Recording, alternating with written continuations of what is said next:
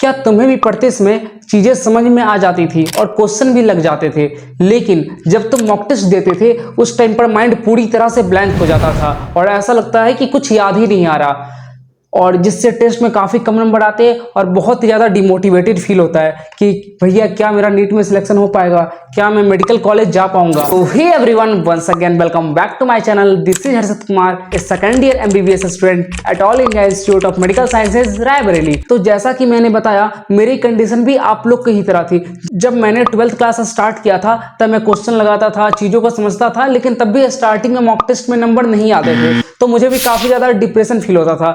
लेकिन मैंने उस चीज को कैसे ओवरकम किया ये जानना जरूरी है।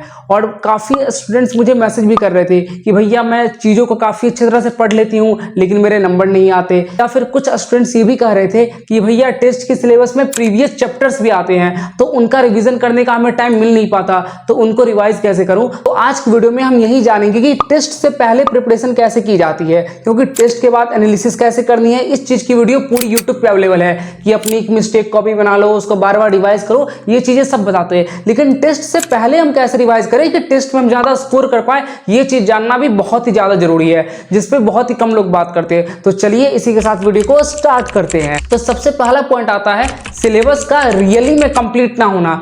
तो अब तुम लोग बोलोगे कि भैया आप ये क्या बोल रहे हो, सिलेबस तो मैं कंप्लीट कर ही लेता हूं ना, तभी तो मैं टेस्ट देने जा रहा हूं। तो नहीं यार, यही तो गलती है। तुम्हें ऐसा लग रहा है कि मेरा सिलेबस कंप्लीट हो गया, लेकिन क्या एक्चुअल में सिलेबस कंप्लीट हुआ है ये तुमने कभी जानने की कोशिश की है? तो भैया ये एक्चुअल में सिलेबस कंप्लीशन होता क्या है? तो देखो, सिलेबस कंप्लीशन के अंदर तुम्हारा ऐसा नहीं है कि बस तुमने लेक्चर देख लिया, तुमने डीपीपी सॉल्व कर ली तो चलो सिलेबस कंप्लीट हो गया। नहीं यार, ऐसा बिल्कुल नहीं होता। सिलेबस कंप्लीशन के अंदर तुम्हारे सबसे पहले तुम्हें लेक्चर देखना है, उसके बाद तुम्हें क्लास नोट्स रिवीजन करना है। क्लास नोट्स में जो भी सर ने क्वेश्चन बनाए हैं सारे क्वेश्चन को कम से कम 2 बार खुद से प्रैक्टिस करके देखने हैं। उसके बाद तुम्हें डीपीपी सॉल्व करनी है, प्रीवियस ईयर क्वेश्चंस भी लगाने हैं, और ये जो भी डीपीपी और पीवाईक्यू जो तुम लगा रहे हो ना, या डीपीपी की जगह मॉड्यूल भी तुम लगा रहे हो, तो इन दोनों चीज को कम से कम 3 बार लगाना है। इस चीज को याद रखो। ऐसा नहीं कि एक बार लगा लिया तो बहुत हो गया, नहीं ऐसा नहीं है। तुम्हें हर क्वेश्चन को 3 बार करना है ताकि तुम्हें उसकी अप्रोच याद रहे। तुम यही बोलते हो ना, मैंने सेम क्वेश्चन घर पे किया था हो गया, लेकिन मॉक टेस्ट में किया तो नहीं हो पाया, क्योंकि तुम्हें उसकी अप्रोच याद नहीं है। तुमने एक बार किया,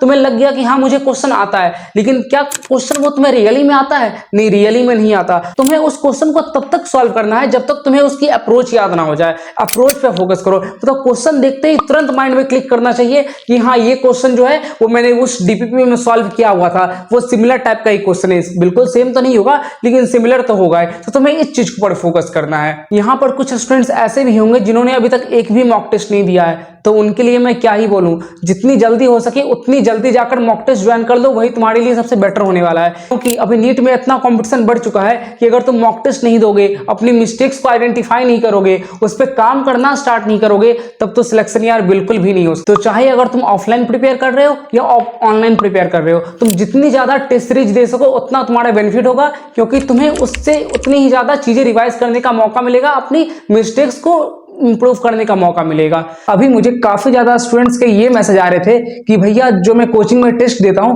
वो बहुत ज्यादा आउट ऑफ एनसीईआरटी वाले सिलेबस से आते हैं और बहुत ज्यादा डिमोटिवेटेड फील होता है। तो देखो यार, मुझे एक एनसीईआरटी बेस्ड टेस्ट सीरीज के बारे में पता चला है जो कि ब्रह्मास्त्र टेस्ट सीरीज है, और ये मेमोनीट के द्वारा प्रोवाइड किया गया है। नीट 2024 में 720 में से 680 नंबर के क्वेश्चन डायरेक्ट मेमोनीट के टेस्ट सीरीज से ही आए थे, और जिसमें से फिजिक्स में 35 में से 34 क्वेश्चन तो बिल्कुल ही इसके टेस्ट सीरीज से थे। तो समझ सकते हो फिजिक्स जैसे डिफिकल्ट सब्जेक्ट को इन्होंने इतना आसान बना दिया है। तो इसका एग्जांपल मैं देता हूं। देखो, ये ब्रेविस्टर एंगल का क्वेश्चन है जो कि नीट 2024 में पूछा गया था, और सेम एग्जैक्ट क्वेश्चन तुमको मिल जाएगा मेमोनीट के टेस्ट सीरीज में। और इस टेस्ट सीरीज को क्लास 11th और क्लास 12th दोनों के स्टूडेंट्स दे सकते हैं। और अगर आपकी क्लास 11th वीक है तब भी आप इस टेस्ट सीरीज को दे सकते हैं, क्योंकि इस टेस्ट की स्टार्टिंग बिल्कुल ही क्लास 11th के बेसिक चैप्टर से की गई है, जिससे आपको कोई भी दिक्कत ना हो। और इस टेस्ट सीरीज का जो प्लानर है वो बिल्कुल ही क्यूमुलेटिव वे में रखा गया है। मतलब जो तीसरा टेस्ट होने वाला है उसके अंदर पहले और दूसरे टेस्ट के सिलेबस को भी इंक्लूड किया गया है, जिससे ये होगा कि आपका प्रीवियस टॉपिक का रिवीजन हमेशा होता रहेगा। और इसके अंदर 26 पार्ट सिलेबस टेस्ट है और 10 फुल सिलेबस टेस्ट है। तो अगर तुम्हारा सिलेबस थोड़ा सा भी कंप्लीट होता है तो तुम पार्ट्स वाइज सिलेबस टेस्ट भी दे सकते हो। इसका सबसे यूनिक फीचर है ओएमआर स्कैन। मतलब जब भी तुमने टेस्ट सीरीज दे दिया, ओएमआर फिल कर लिया, तो तुम उस ओएमआर को इस मेमोनीट ऐप के अंदर जाके स्कैन करो, वो तुमको जस्ट कुछ ही सेकंड के अंदर तुम्हारा पूरा आंसर ला के दे देगा कि कौन से क्वेश्चन गलत है और कौन से क्वेश्चन सही है, और तुम्हारे सारे रॉन्ग आंसर उस मिस्टेक बुक के अंदर चले जाने वाले हैं, जिसको तुम कभी भी रिव्यू कर सकते हो और अपनी मिस्टेक्स को इंप्रूव कर सकते हो। और तुम इस टेस्ट सीरीज को मल्टीपल अटेम्प्ट भी दे सकते हो, और अगर तुम्हें कभी भी कोई भी डाउट हो, व्हाट्सएप ग्रुप चैट बना हुआ है, वहां पर तुम सेंड कर सकते हो वहां पर। और ये टेस्ट सीरीज ऑफलाइन और ऑनलाइन दोनों मीडियम में अवेलेबल है। हिंदी और इंग्लिश मीडियम वाले कोई भी स्टूडेंट्स इस टेस्ट सीरीज को बाय कर सकते हैं। अभी इस टाइम पर मेमोनीट का पहला टेस्ट सीरीज तो बिल्कुल ही फ्री है, तो मैं तो बोलूंगा जाओ मेमोनीट ऐप को डाउनलोड करो और पहला टेस्ट सीरीज तो बिल्कुल से यार देकर ही देखो। और अगर तुम्हें अच्छा लगता है तो तुम टेस्ट सीरीज बाय भी कर सकते हो और कूपन कोड मेरा यूज। तो अब तुमने सिलेबस को भी अच्छी तरह से कंप्लीट कर लिया, मॉक टेस्ट को भी ज्वाइन कर लिया, तो लेकिन अभी भी एक चीज की मेजर प्रॉब्लम आती है, वो क्या है कि भैया मार्क्स नहीं बढ़ रहे। तो देखो यार, सबसे पहली बात मैं ये बोलना चाहूंगा, पढ़ना तो पड़ेगा। मतलब तुम्हें दिन के 12, 13, 14 घंटे देने ही होंगे, क्योंकि यार अब मजाक की बात बिल्कुल भी नहीं है। तुम्हें पता है कि नीट का कंपटीशन बहुत ज्यादा हाई हो चुका है, और ये बात अगर तुम 5 साल पहले मुझे बोलते तब मैं इसको शायद उतना ज्यादा नहीं मानता, लेकिन अभी के टाइम में तुम्हें पता है कि 650 सबसे मिनिमम मार्क्स है जिससे तुम्हें गवर्नमेंट मेडिकल कॉलेज मिल पाएगा। और वो 650 लाने के लिए कितनी मेहनत करनी पड़ती है वो मुझे ही पता है, वो तुम्हें ही पता है, तुम उसकी रियलिटी को जानते हो। बस तुम क्या करते हो, तुम उससे भागने की कोशिश करते हो, तो उससे भागना नहीं है। और जो स्टूडेंट्स बस 6-7 घंटे पढ़ रहे हैं और फिर मुझे मैसेज करते हैं भैया मेरे नंबर 400 आ रहे, 500 आ रहे, तो प्लीज यार तुम लोग मेरे को मैसेज करना बंद कर दो। ये बहुत ही हार्श वीडियो हो सकती है, लेकिन मैं इसमें रियलिटी बताना चाहता हूँ। ये मैं बिल्कुल भी नहीं कहूंगा कि अगर तुम 6-7 घंटे पढ़ रहे हो तो तुम्हारा नीट में हो जाएगा। यार नहीं हो सकता, इसको छोड़ दो, या फिर अगर करोगे तो हो सकता है 3-4 साल बाद हो जाए, 5 साल बाद हो जाए, जो तुम्हें अच्छा लगता है तो तुम कर भी सकते हो। लेकिन अगर तुम्हें 1 साल के अंदर या 2 साल के अंदर सिलेक्शन चाहिए तो तुम्हें मेहनत करनी होगी, तुम्हें 12-13 घंटे पढ़ने ही होंगे। और मैं मानता हूं कि कुछ स्टूडेंट्स ऐसे भी है जो कि 12-13 घंटे पढ़ रहे हैं लेकिन तब भी उनके मार्क्स इंप्रूव नहीं हो रहे, तो वो सेम टाइप की मिस्टेक को बार बार कर रहे हैं। और वो मिस्टेक क्या है, तो देखो, जब भी तुम्हें किसी चैप्टर को रिवाइज करना होता है टेस्ट के लिए, तो उस टाइम तुम लॉन्ग नोट्स को रिवाइज नहीं कर सकते, क्योंकि वो तुम्हारा बहुत ही ज्यादा टाइम ले लेता है। क्योंकि लॉन्ग नोट्स में अप्रोक्स एक चैप्टर के लिए 50-100 पेजेस होते हैं। तो क्या तुम 50-100 पेजेस को लास्ट टेस्ट के 2-3 दिन पहले पढ़ सकते हो क्या? अरे बिल्कुल भी नहीं पढ़ सकते। इसीलिए शॉर्ट नोट्स का बनाना बहुत जरूरी है। अगर तुमने अभी तक शॉर्ट नोट्स नहीं बनाया है तो प्लीज प्लीज प्लीज जाओ और शॉर्ट नोट्स बनाना स्टार्ट कर दो। और अगर तुम्हें शॉर्ट नोट्स कैसे बनाने ये जानना है या मेरे शॉर्ट नोट्स को देखना है, मेरे शॉर्ट नोट्स लेने हैं, तो तुम मेरे टेलीग्राम चैनल पे ज्वाइन कर सकते हो। ये बिल्कुल ही फ्री है और इसको मस्ट से ज्वाइन कर ही लेना है, बहुत ही फायदेमंद होने वाला है तुम्हारे लिए। और मैं अपने कुछ शॉर्ट नोट्स का रेफरेंस यहाँ पे देता हूँ, तुम उसको देख भी सकते हो कि शॉर्ट नोट्स कैसे बनाने होते हैं। देखो, फिजिक्स, फिजिकल केमिस्ट्री और ऑर्गेनिक केमिस्ट्री, ये 3 सब्जेक्ट के लिए शॉर्ट नोट्स को तो जरूर से बनाना, और हर टेस्ट से पहले शॉर्ट नोट्स को कम से कम 2 बार रिवाइज करके जाना। और इनऑर्गेनिक केमिस्ट्री और बायोलॉजी जो है, इसके लिए एनसीईआरटी भी इनफ होने वाला है। तुम एनसीईआरटी को ही 2-3 बार पढ़ लोगे तो वो काफी रहेगा। तो अब क्वेश्चन आता है, भैया हमें प्रीवियस चैप्टर को रिवाइज करने का टाइम नहीं मिलता क्योंकि करंट सिलेबस ही इतना है, उसको पूरा करने में ही टाइम लग जाता है। ये बहुत ही मेजर डाउट होता है स्टूडेंट का।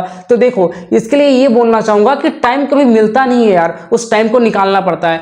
मैं अगर तुम्हें अपने बारे में बताऊं तो मैं कोटा में ऑफलाइन पढ़ा था 1 साल के लिए। उस टाइम पर मैं कहां से टाइम निकालता था, जब भी मैं डिनर कर रहा हूं या लंच कर रहा हूं या स्नैक्स कर रहा हूं, उस टाइम पर मैं वहां पर फोन में एनसीईआरटी बायोलॉजी की पीडीएफ खोलकर पढ़ता था। मेरे आसपास के लोग मुझे पागल भी समझते होंगे शायद कि कैसा बच्चा है, आधे घंटे के लिए पीडीएफ खोल रहा है या आधे घंटे बाद पढ़ लेगा तो क्या हो जाएगा, लेकिन मुझे उससे फर्क ही नहीं पड़ता था। मुझे पता था मैं कोटा में आया हूं, मुझे सिलेक्शन लेके जाना है। तो उसी तरह से तुम्हारा माइंडसेट भी ऐसा ही होना चाहिए। इस प्रिपरेशन टाइम पे तुम्हें बिल्कुल लोगों से फर्क ही नहीं पड़ना चाहिए कि तुम मेट्रो में जा रहे हो या तुम बस में जा रहे हो, तुम्हें अगर बुक खोल के पढ़ूं तो लोग क्या कहेंगे, या लोग को कुछ नहीं फर्क पड़ता।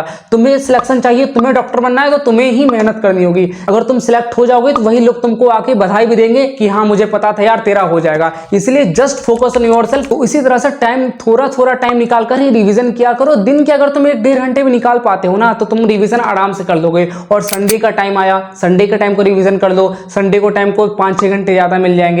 या फिर किसी दिन बायो का लेक्चर हुआ, बायो की एनसीईआरटी तुमने जल्दी रीड कर ली तो उस टाइम रिवीजन कर दो। मतलब टाइम निकालना तुम्हारे ऊपर है। अब तुम खुद चाहोगे टाइम बर्बाद करने के लिए, तुम खुद उस 2 घंटे जो बचे हुए टाइम है उसमें तुम यूट्यूब देख लोगे, और उसका तुम इफेक्टिव यूज करना चाहोगे तो तुम पढ़ भी लोगे। और अगर तुम्हें रिवीजन के ऊपर एक पूरी वीडियो चाहिए तो तुम कमेंट कर देना, मैं उसकी वीडियो भी बना दूंगा। और मेरी सबसे बड़ी गोल्डन एडवाइस यही रहने वाली है कि टेस्ट से 1 दिन पहले सारे short notes NCERT, inorganic, organic की सबको एक बार जरूर से रिवाइज कर लेना, जो भी तुम्हारे सिलेबस में आ रहा हो। आई नो ये थोड़ा टफ होने वाला है कि भैया सिलेबस बहुत ज्यादा होता है, लेकिन ये तुम्हें बहुत ज्यादा हेल्प करने वाला है। जब तुम एक दिन के अंदर इतने सारे सिलेबस को रिवाइज कर लोगे ना, तो तुम्हारे अंदर एक बहुत ही बड़ा कॉन्फिडेंस आ जाएगा। तुम्हें लगेगा कि हाँ मैंने चीजों को एक बार पढ़ रखा है, और वो तभी हो पाएगा जब तुम्हारे पास चीजें कंसाइज में हो। अगर तुम लॉन्ग नोट्स को लेकर चलते हो तो तुम उसको पूरी तरह से रिवाइज नहीं कर पाओगे, लेकिन अगर वो तुम्हारा शॉर्ट नोट्स होगा तब तुम उसको रिवाइज कर लोगे और तुम्हें एग्जाम के टाइम पर चीजें समझ याद आ जाएगी कि हाँ ये फॉर्मूला शॉर्ट नोट्स में यहां पर लिखा गया था। देखो